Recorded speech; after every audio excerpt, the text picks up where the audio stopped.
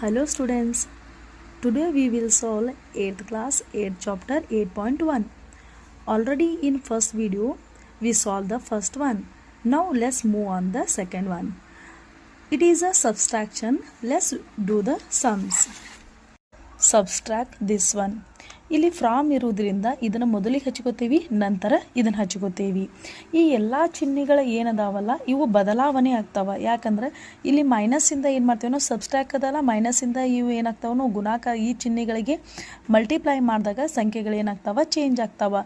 ಇಲ್ಲಿ ಪ್ಲಸ್ ಐತಿ, ಪ್ಲಸ್ಸಿಗೆ ಮೈನಸ್ ಮಾಡಿದಾಗ ಪ್ಲಸ್ ಮೈನಸ್ ಆಕೈತಿ, ಪ್ಲಸ್ ಇದ್ದಿದ್ದು ಮೈನಸ್ ಮಾಡಿದ್ರೆ ಪ್ಲಸ್ ಆಗ್ತೈತಿ, ಮೈನಸ್ಸಿಗೆ ಪ್ಲಸ್ ಮಾಡಿದ್ರೆ ಮೈನಸ್ ಆಕೈತಿ, ಪ್ಲಸ್ಸಿಗೆ ಮೈನಸ್ ಇಂಟು ಮಾಡಿದ್ರೆ ಮೈನಸ್ ಆಕೈತಿ. ಅದಕ್ಕಾಗಿ ಈ ಚಿಹ್ನೆಗಳು ಏನಾಗ್ತಾವೆ ಎಲ್ಲನೂ ಚೇಂಜ್ ಆಗ್ತಾವ.